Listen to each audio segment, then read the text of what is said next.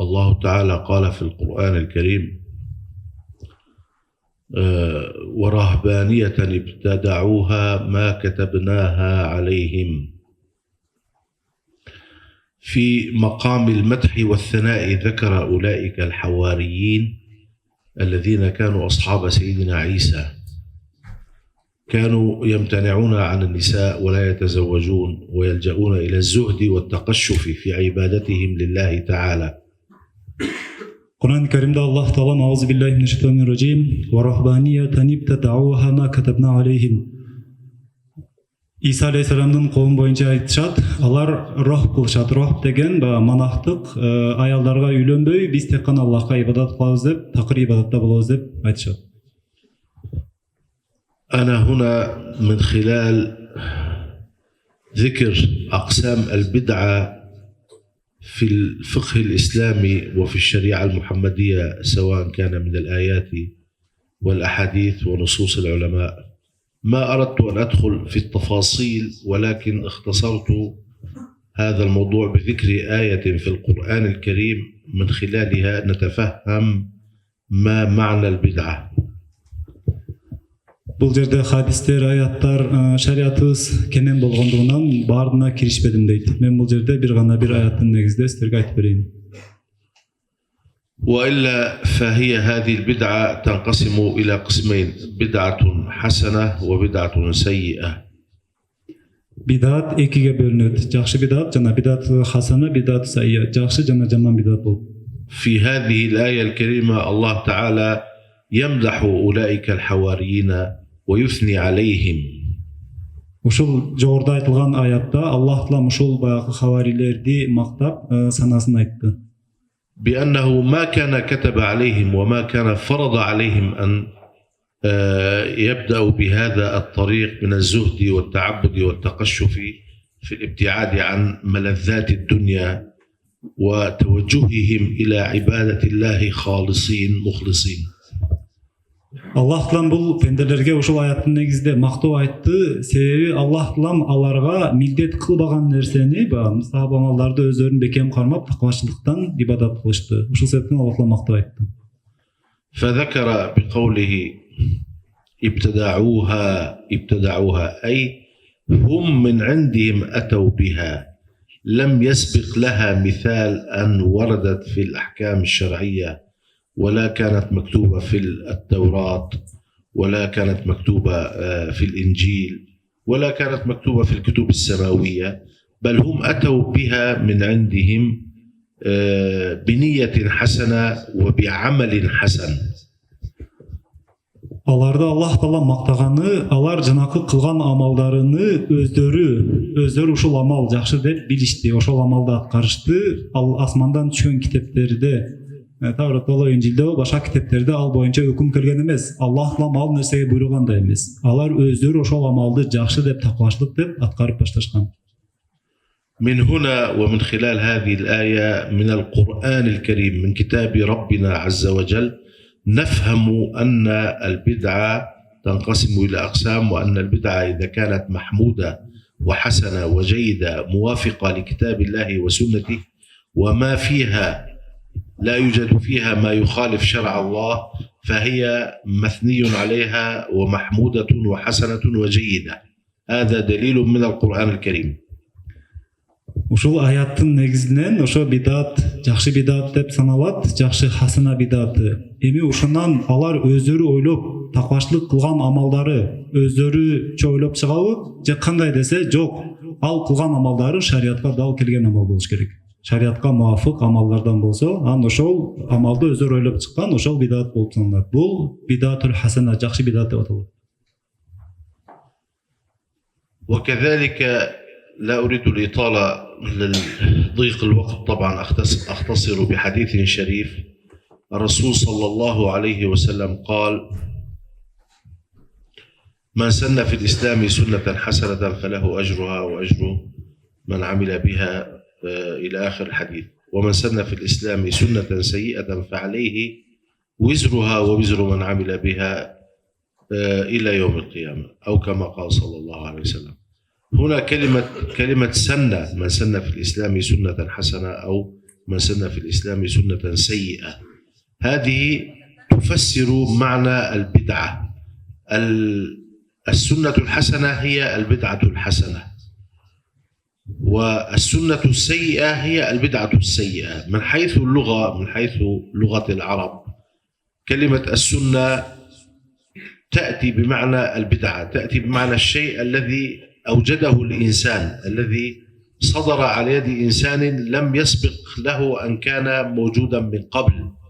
هذه تأتي بمعنى البدعة، يعني هي الكلمة مرادفة لمعنى البدعة.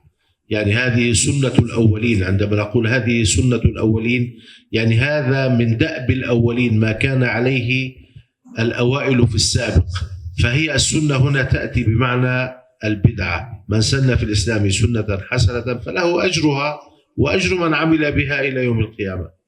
يعني معنى ذلك أنه إذا استحسن شيئا مثل المولد، مثل قراءة القرآن في مناسبات معينة، مثل الاحتفالات التي نعملها وذكر الله تعالى جماعيا، ومثل الأوراد التي هي في الطريقة، طرق أهل الحق من نقشبندية أو شاذلية أو رفاعية أو قادرية، هذه كلها في سبيل الله موافقة لشريعة الله ومحمودة في دين الله. Орын кыска болгондугунан сөзүмдү кыскартайын дейт. Ушул жогорку айтылган аятты бизге чечмелеп түшүндүрүп, себеби Кур'ан аяттарынын келгенин пайгамбардын хадистери ар бир жерде чечмелеп түшүндүрүп берет бизге. Ошондо пайгамбардын хадисте келгениндей: "Ман санна фил ислами суннатан хасанатан фалаху ажруха ва ажру ман амила биха. Ва ман санна фил ислами суннатан сайятан фалаху визруха ва визру ман амила биха." Ушул хадис жогорку аятты чечмелейт. Бул хадистин мааниси кимде ким исламда жакшы жолду баштаган болсо, ал үчүн ошо жакшы жолдун сообу берилет. Андан кийин амал кылгандардын да ошол жол менен алардын да сообу берилет дейт. Ошондой эле кимде ким шариатта жаман жолду жолдосо, ага ошо жаман жолду жолдогон күнөөсү жазылат. Жана андан кийин аны ээрчип кимде ким ошол жолду ээрчип кылган болсо, алардын да күнөөсү ошол жолду баштаган адамдын мойнуна жазылат дейт. Ушунда эмес бул хадисте санна деп келди, жол баштада сүннөт деген маани айтылды. Сүннөт деген сөздүн маанисин лугат тарабынан карай турган болсок, тил тарабынан, ал деген сүннөт менен бидат деген экөө бир мааниде. Кимде ким санна фил ислам дегени максат кимде ким пайда кылса деген сөз болуп саналат. Ошол үчүн дейт, бизде азыркы күндө мавлид өткөрүлүп жатат, андан башка зикир жыйындары болот, андан башка жыйындарда биз Кур'ан-ы Каримди окуйбуз. Ушулардын баардыгы жанакы бидатул хасанага кирип кетет дейт. Бул амалдарды бизден кийинки салаф солихтер аткарышкан. Ушулар алардан бидат деген мааниде болот. Себеби бидат менен сүннөттүн экөөнүн мааниси бир болгондугунан. نعم، هذه آخر كلمة أقولها وأختم بها إن شاء الله، ولكن أرجو الدقة والانتباه. أرجو الدقة والانتباه. هنا كلمة البدعة تنقسم إلى قسمين: بدعة حسنة وبدعة سيئة. هذا ليس بشيء أتينا به من عندنا، هذا موجود في كتب علماء الإسلام الفطاحل القدامى، من أمثال الإمام النووي والإمام الرافعي وابن عابدين وغيرهم من الشافعية والحنفية والمالكية وفضلاء الحنابلة. كل أولئك العلماء ذكروا هذا في كتبهم، بأن البدعة تنقسم إلى قسمين: بدعة سيئة وبدعة حسنة. فما كان موافقا للشرع فهو بدعة حسنة لا بأس به، وما كان مخالفا للشرع فهو بدعة سيئة، هذا نتجنبه. ولكن المغرضين أصحاب النوايا السيئة من الفرق الضالة أتونا ببدعة هم ابتدعوها. هذه هي البدعة السيئة، طريقتهم وأسلوبهم وتعاملهم مع المسلمين بهذا الشكل، أن يقولوا كل شيء ما كان في الإسلام، ما كان في القرآن، ما كان في الحديث، ما كان على زمن النبي فهو بدعة سيئة وهذا منكر. هذه الفرق أصلا ليست من أصل الإسلام، ليست من صلب المسلمين، ليست من مجتمع المسلمين. هذه الفرق فرق ضالة مضلة اصطنعوها وافتعلوها الأعداء، العدو، الماسونية والصهيونية والإنجليز وأمثالهم من الخونة أعداء الإسلام. هم اختلقوا هذه الفرق وهم دسوها بين المسلمين، وهم هؤلاء الأعداء حتى يفرقوا وحدة المسلمين ويشقوا العصا لجأوا إلى أن يوقعوا الفتنة بين المسلمين بالاختلافات، بالبلابل، يرمون لهم مسألة ويشغلونهم بها حتى ينشغلون بأنفسهم المسلمين. هذه فرقة ضالة مضلة، هذه ليست من الإسلام في شيء، هذه الإسلام بريء منها ونحن براء منها، ورسول الله صلى الله عليه وسلم وصحابته بريئون منها. فلذلك علينا أن نتنبه، ليس كل ما قيل هو صحيح، ليس كل ما يقال أمامنا ونسمعه هو صحيح. العلم لا يكون إلا بالتلقي عن العلماء الذين أخذوا سلفا خلفا عن سلف، أخذوها بطريقة تلقي خلفا عن سلف، يعني كل واحد يأخذ عن شيخه إلى أن تصل السلسلة إلى صحابة رسول الله، ثم إلى الرسول، ثم إلى الأمين جبريل عليه السلام الذي كان هو أمين الوحي، وهو لقن رسول الله صلى الله عليه وسلم الوحي. فإذا نتنبه إلى شيء، لا نأخذ كل شيء نسمعه ولا ننغر بالمظاهر يا إخواني. هناك مظاهر يأتون أصحاب اللحى عليه لحية ويقول قال الله وقال رسول الله، والله تعالى بريء منه ورسول الله بريء منه. الرسول صلى الله عليه وسلم يقول رب تال للقرآن والقرآن يلعنه. إذن هذا لا يغرنا مظهره وشكله، علينا بأن نقيس كلامه إذا كان موافقا للشرع أم لا. عمله وقوله، القول والعمل هذا نضعه في ميزان الشريعة، إذا كان يوافق الكتاب والسنة أخذنا به، وإلا فهو مردود عليه. تنبهوا إلى هذه النقطة.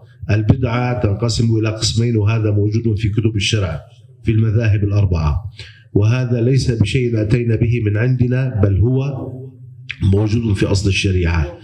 والذين يعارضون هذا الكلام هم أعداء الإسلام، اختلقوهم وافتعلوهم حتى يشقوا عصا المسلمين ويفرقوا المسلمين ويوقعون الفتنة بين المسلمين، لأنهم ما استطاعوا أن يحاربوننا وما استطاعوا أن يغلبوننا بأي وسيلة من الوسائل إلا بأن يضعوا الفتنة، يزرعوا الفتنة بيننا. هكذا يا إخواني، وصلى الله وسلم على رسول الله، وأشكركم على الحضور وعلى الاستماع. بارك الله فيكم وحفظكم ربي وأدام عليكم النعمة والصحة والعافية. Акыркы сөзүмдү айтайын дейт. Негизги нукта дейт, кылдатуу жери ушул дейт. Кылдатуу жери ушул. Биз азыр сиздерге бидатул хасана, бидатул сайына деп экиге бөлүп айтып бердик дейт. Биз буну өз ойлоп чыккан жерибиз жок. Мунун баардыгы биздин салаф солихтерден, мурунку имамдарыбыздын китептеринде жазылган дейт. Биз ошолордун негизинен айтып бердик дейт. Бул деген биздин мазхаб болобу, имам Шафии мазхаб, имам Ахмад, имам Хамбал, башка, андан имам Наваи болобу, Ибн Абидин болобу, ушулардын китебинен алынган сөз дейт мунун баардыгы. Бидаттын ушинтип экиге бөлүнүшү. Ошондо биз ушул шариятыбызга, Кур'ан-ы Каримге, Пайгамбар саллаллаху алейхи хадисине дал келгендин баардыгы ошол бидатул хасана болуп саналат. А биздин күндө ушундай бир кишилер чыкты, кайсыл нерсе Кур'ан-ы Каримде жок болсо, кайсыл нерсе Пайгамбардын сүннөттө жок болсо, ошонун баардыгы бидат деп айтышкандар чыкты. Ушулардын айткан сөздөрүнүн өзү бидату сайя болуп саналат. Анан биздин күндө сакалды коюп алып, селдени кийип алып, узун желекти кийип алып сүйлөгөндөр да бар арабызда дейт. Алар бизге шариатта айтат дейт, бирок алар туура эмес, шариатта айткандары бар арасынан. Ошон үчүн биз байкайлы дейт. Себеби Пайгамбар өзү хадисинде айткан: "Рубба талин лил Кур'ани вал Кур'ану ял'ануху". Ке бир Кур'ан-ы Каримди тилават кылгандар бар дейт, бирок Кур'ан-ы Карим аларды ошол учурда каргышка алып турганы дейт. Алар туура эмес шариат бергендери дейт. Ошол үчүн бидатул хасана, бидат саяны так түшүнүп алалы. Кайсыл амалды биз ойлоп чыккан болсок, өзүбүзнөн ошол Кур'ан-ы Карим менен хадиске дал келсе, ошол бидатул хасана болуп саналат. Кайсыл ушул шариатка дал келбесе, ошон баардыгы бидат сая болуп саналат. نعم، آخر كلمة تذكرتها هو المولد الشريف. أول من فعله وأول من بدأ بقراءته وإشاعته بين المسلمين ابتهاجا بمولد رسول الله صلى الله عليه وسلم هو أحد الملوك المظفرين، يسمى الملك المظفر قطلبغة. قطلبغة هذا أصوله تركية. هذا في العراق كان وهو أول من فعله، ثم بعد ذلك أقره عليه العلماء، ومن جملتهم الإمام السيوطي جلال الدين السيوطي عمل مولدا بهذه المناسبة وكتبه وأثنى عليه. العلماء كلهم أثنوا على المولد. قبلنا ب600 سنة، قبلنا ب700 سنة، هكذا كان العلماء، حتى أكثر من ذلك كانوا على استحسان هذا الأمر. بارك الله فيكم. Ушул биздин бидат амалдарынан бири бидатул хасанадан маулид амалы болуп саналат. Маулид амалыны Музаффарин деген баягы неме хулафалардын ошонун арасынан Маликул Музаффар болгон экен. Ошол жалпы мусулмандарга эң обол жайылтып баштаган ушул киши болгон дейт. Андан кийин ошол киши жайылтып баштагандан кийин Имам Суюти рахмахулла бул амалды карманды дейт. Андан кийин бизден 700 жыл мурун ушуну башка биздин шариатыбызда таанылган алымдар колдоп, ошондон бери маулидти аткарып келебиз.